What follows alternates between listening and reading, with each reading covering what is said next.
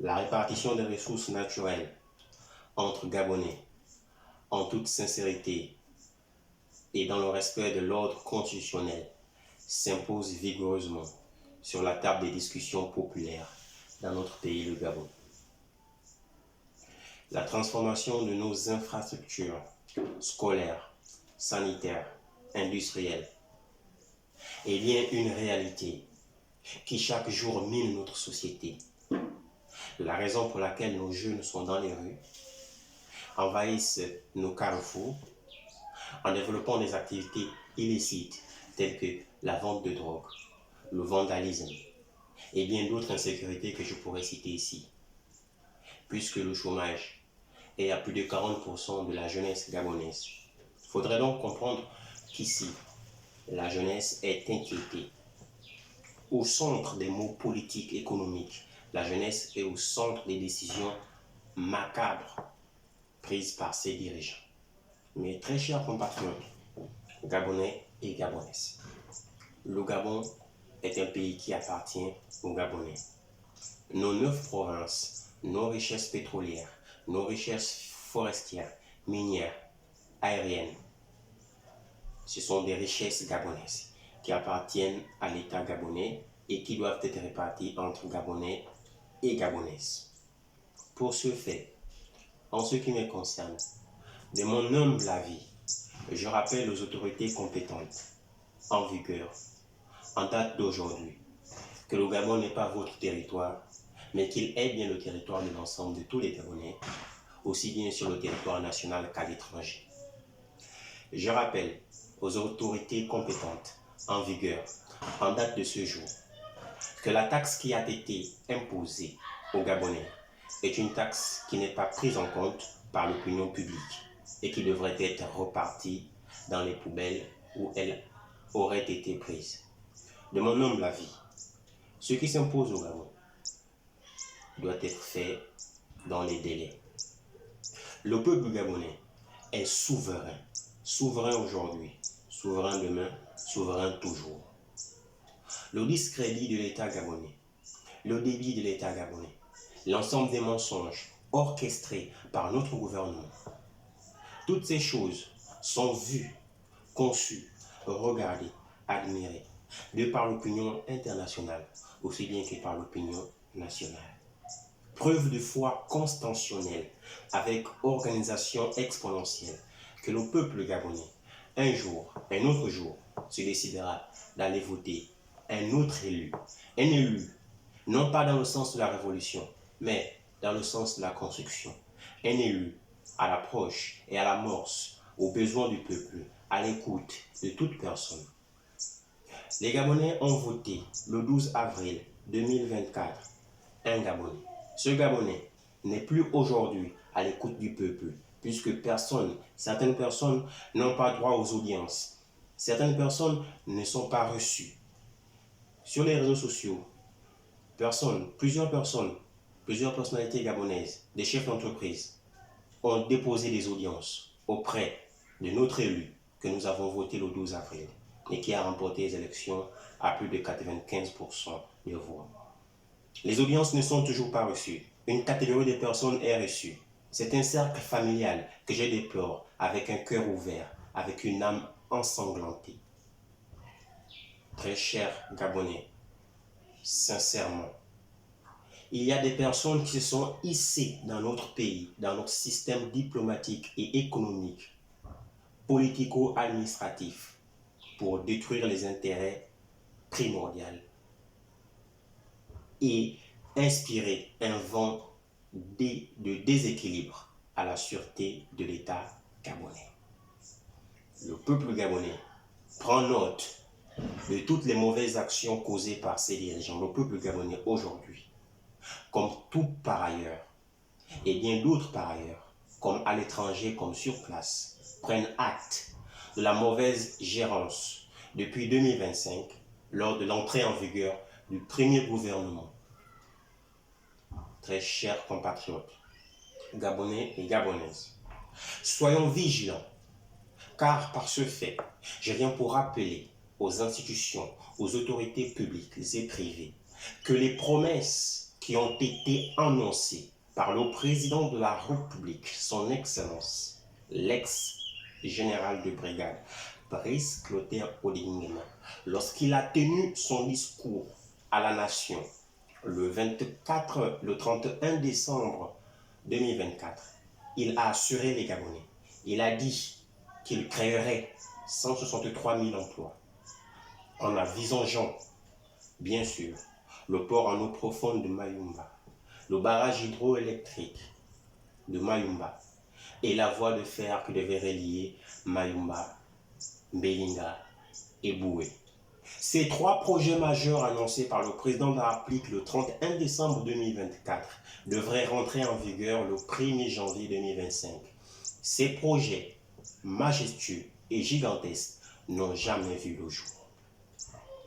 Notre élu, le président de la République, son Excellence, ex-général de brigade, Brice Clotaire Oligny, a dit qu'il devrait promouvoir la nationalisation des emplois. Nationalisation des emplois qu'aujourd'hui n'a jamais été effectif, puisque nous retrouvons des personnes étrangères toujours au poste clé et qui diffament notre économie, qui diffament notre nationalité et qui enverdurent notre courtoisie. Je déplore avec toute sincérité, avec des larmes qui m'échappent des yeux, que notre pays, le Gabon, est entre les mains des personnes qui ne veulent plus développer ce pays. Merci pour toutes les personnes qui ont eu le temps et l'égard à cette vidéo. Je rappelle, à titre d'exemplarité, je ne suis pas un activiste. Et mon œuvre, bien sûr, ce n'est pas tirer une révolution quelconque. Je suis Gabonais lambda, compatriote organisé.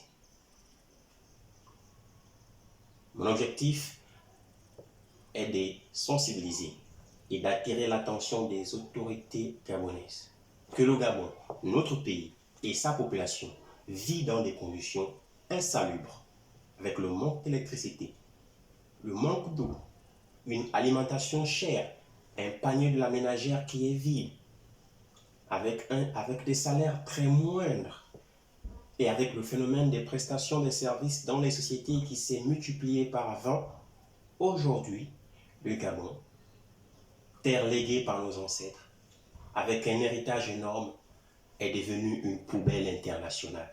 Et je déplore les phrases que j'annonce, mais bien je suis obligé de les annoncer. Relevons notre pays par notre économie, par notre manière de penser, par notre manière de décider. Relever le Gabon, ce n'est pas une décision personnelle. Ce n'est pas une décision que prendrait le chef de l'État. Ce n'est pas une décision que prendrait le vice-président, le vice-gouverneur ou quoi que ce soit. Non. Relever le Gabon, c'est une décision majeure qui engage les initiatives générales. Et pour que les initiatives générales soient engagées, il faudrait que tous les Gabonais et toutes les Gabonaises soient respectés au même titre que tout le monde.